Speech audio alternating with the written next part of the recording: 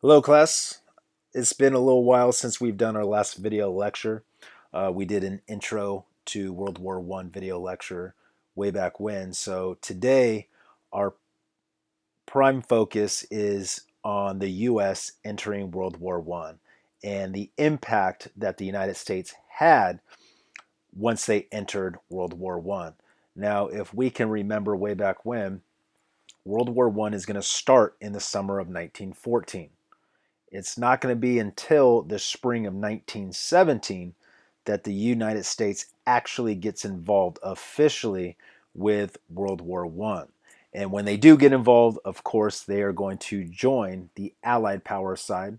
They're going to join France, Great Britain, Italy, Japan, Australia, New Zealand, and the other Allied countries fighting in World War One against the Central Powers, which, of course, is Germany, Austria-Hungary, Bulgaria, and the Ottoman Empire.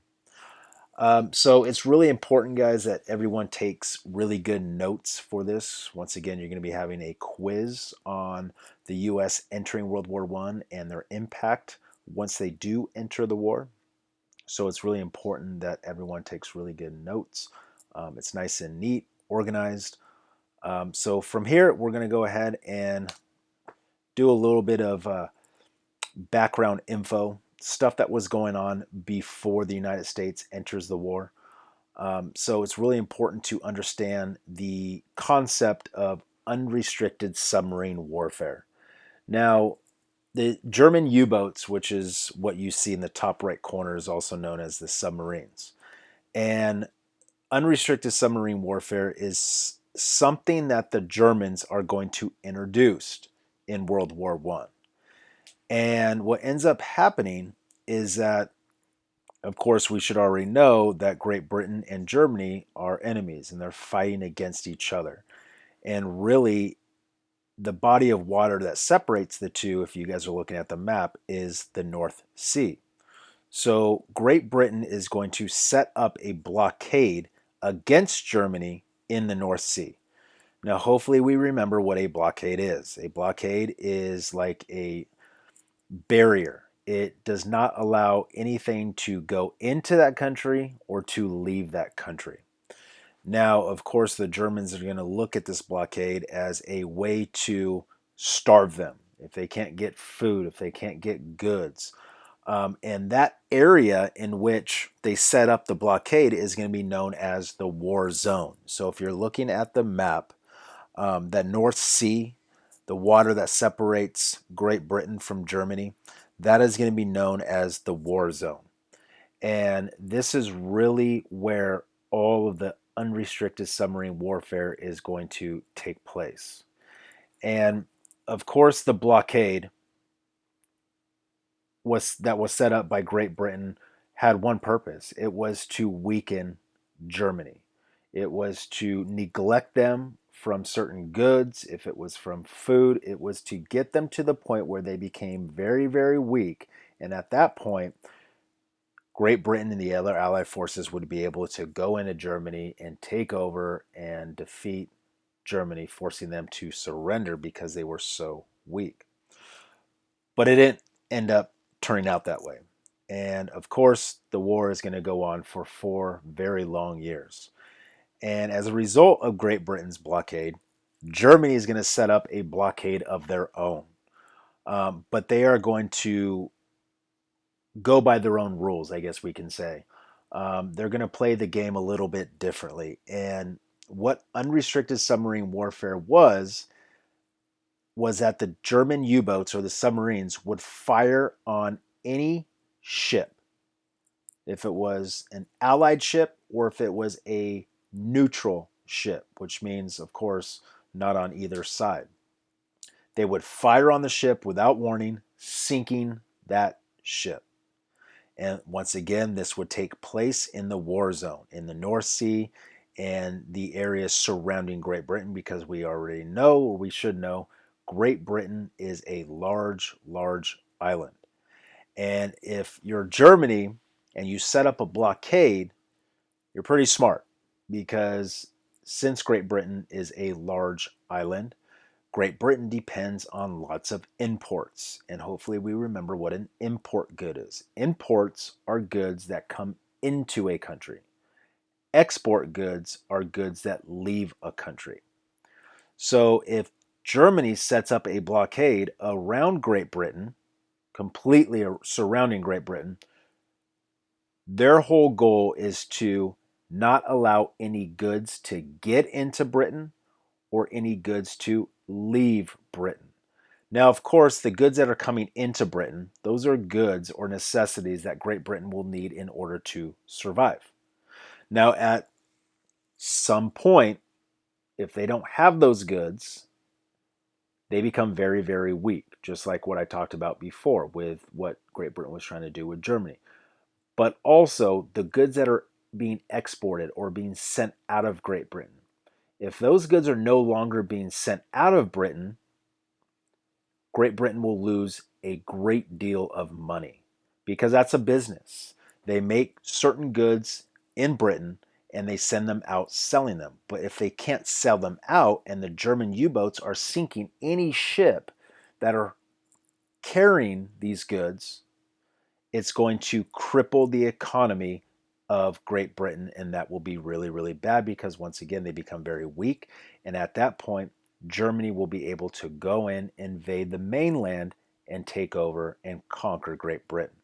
So that is the whole idea of unrestricted submarine warfare, is to sink any ship without warning. Now, usually when you come upon an enemy ship, there's some sort of communication between the ships or the boats before there's any sort of fighting or firing that is going on.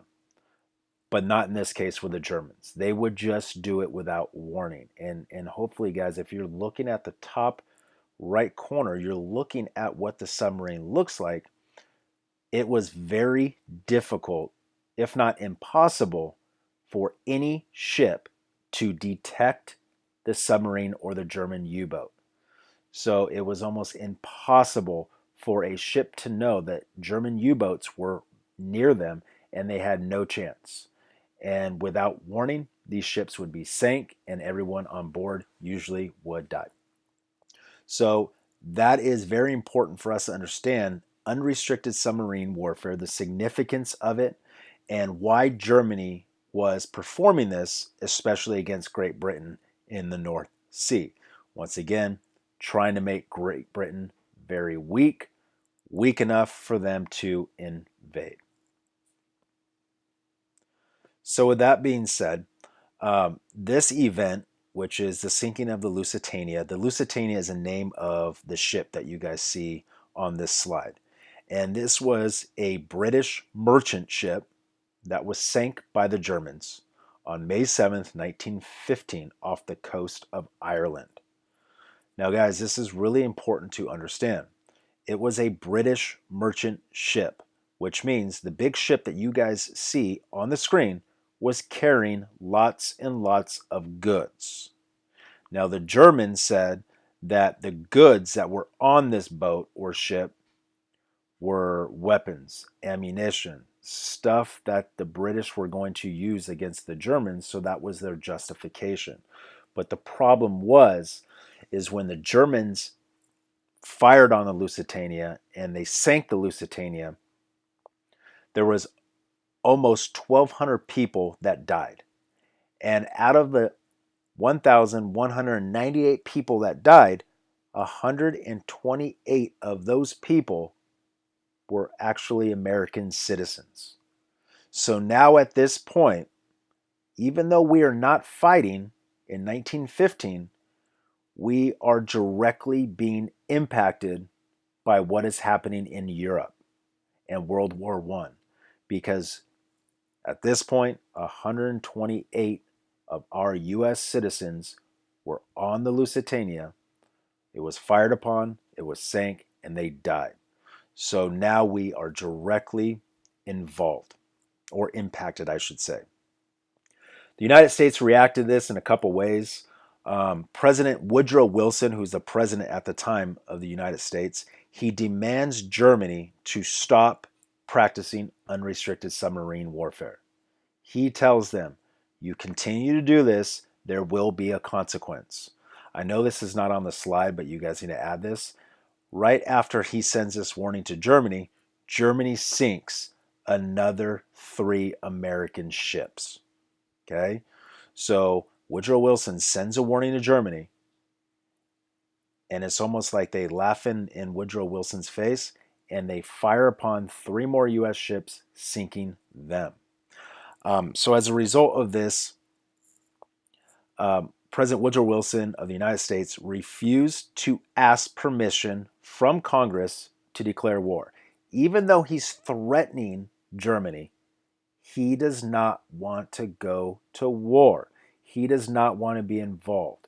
He does not want to get the United States involved in World War I. He wants the U.S. to remain neutral. Now, neutral is a term that we've discussed. It's going to come up quite a bit. But when you are neutral, you are not on anyone's side. But this is what you need to understand. The United States, even though they are considered themselves neutral, they are supplying and doing a lot of business with the Allied powers. Okay? So in a sense, they are not almost, but they are helping the Allied powers fight against the Central Powers and Germany. And Germany knows this. So that's why Germany does not like how the U.S. is getting involved. But Germany also thinks that the United States will not declare war on them and they will not get involved. So they're kind of pushing their limits. So at this point, after Germany sinks 3 more U.S. ships, they actually agreed to stop unrestricted submarine warfare. And they do that until 1917. And they resume unrestricted submarine warfare once again in the year 1917. So once again, hopefully we all know what unrestricted submarine warfare is at this point. This event, the slide that we're looking at right now, is very important, the sinking of the Lusitania, because we should know when the German U-boats sank this ship, 128 U.S. citizens were on that ship and they were killed. So now the United States is directly impacted by World War I. Really, the one event that is going to push the United States into World War I, it's almost like it's the last straw. And the United States is fed up with what Germany is doing. It was known as the Zimmerman telegram. That was the name of the event. Now, back in the day, everyone, you need to understand that the form of communication before like telephones was telegrams or telegraphs. Okay. So it's like the old school way of like almost text messaging, what you guys are so used to. So what ends up happening is the British naval intelligence was able to intercept a German telegram that was sent by the German foreign minister, Arthur Zimmerman, to the German ambassador that was in Mexico City. Okay, so think about this. We have the German foreign minister. He is sending a telegram to the German ambassador that's in Mexico City. Now, an ambassador, everyone, if you don't know what an ambassador is, it's like a representative of that country. And there's ambassadors that are all around the world. So Germany just does not have an ambassador that's in Mexico City. Germany has ambassadors that are spread out all throughout the world. So anyways, going back to the Zimmerman telegram, Arthur Zimmerman sends this telegram to the ambassador. And I need you guys to start thinking of why Mexico. Well, the answer is very easy. The proximity of Mexico to the United States. In other words, how close Mexico is to the United States. They border the United States. So this is what Arthur Zimmerman is proposing to Mexico. They say, if you help us the Germans, I'm saying, if you help the Germans attack and defend and fight on the Central Power side against the United States, Germany will promise to get Mexico the land back that was lost during the Mexican-American War. And that land was a lot of land. It's present-day Texas, Arizona, and New Mexico. So think about that. Mexico obviously is upset for losing the Mexican-American War. They're even more upset for the United States taking all of that land. So at this point, this is a really, really big incentive for Mexico to get involved if they choose to get involved in World War I, attacking the United States and going on the Central Power side. But fortunately, Great Britain was able to intercept that telegram before it even got to Mexico. Now, the reason why Germany wanted Mexico to get involved and maybe do a surprise attack on the United States was it would slow down the United States from being able to get to Europe if they do get involved with World War I. So if Mexico attacks the United States will be too busy fighting and defending their country where they can't get to Europe and get involved with World War I and fight against Germany. Now, why am I talking about all this, and why is this going to make sense? And hopefully we understand.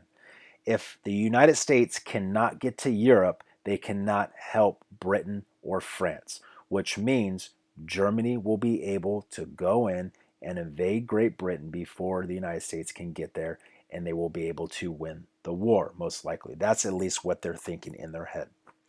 But at this point, Great Britain intercepts the telegram, and this forces the United States to stop being neutral. And now they have to choose a side. And of course, they are going to join the Allied forces. They are going to join Great Britain, France, Russia, Italy, Japan, Australia, New Zealand, etc. Okay? And they are going to declare war on Germany in April of 1917. Now, of course, the impact that the United States has on World War I is huge. United States is very, very fresh when they enter the war. Remember, the World War I starts in 1914. It's not until the spring of 1917 that the United States gets involved. So they have been fighting for almost 3 years at this point. And the United States is very, very strong. Okay? So the United States has been doing a couple things before they enter the war. Really, I mentioned the word they were neutral, which is true. They were neutral, but they were really helping out the Allied forces. They were doing business with the Allied forces, especially Great Britain.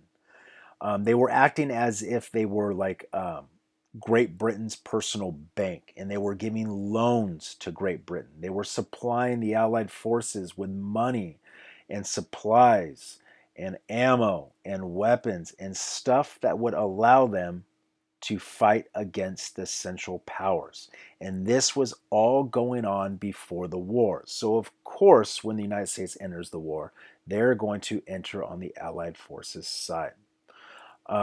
It's really important, everyone, that you understand that when they do enter the war, I've already mentioned that they are very, very fresh and they are very, very ready to fight. In the course of the entire war, in the involvement of the United States, there's going to be a little over 4 million, actually about 4.7 million Americans that will serve in World War I. And what ends up happening when they do enter the war is they are going to stop the Central Powers offensive war. Now, I hope we remember, I think it was last week or the week before, we talked about the difference between offensive and defensive war. Now, offensive war is what the Central Powers have been fighting for pretty much this entire war. Now, if you're on offense, that means you are attacking. So in this case, the Central Powers, especially Germany, is attacking the Allied powers countries. They are entering other countries, invading other countries, and they are attacking. Really haven't been fighting a defensive war at this point. But as the war goes on, especially 3 years into the war, and when the United States gets into the war, the United States was able to start pushing back the Germans and the Central Powers into their own country. So now the Central Powers are really no longer fighting an offensive war, but now it's going to turn into more of a defensive war.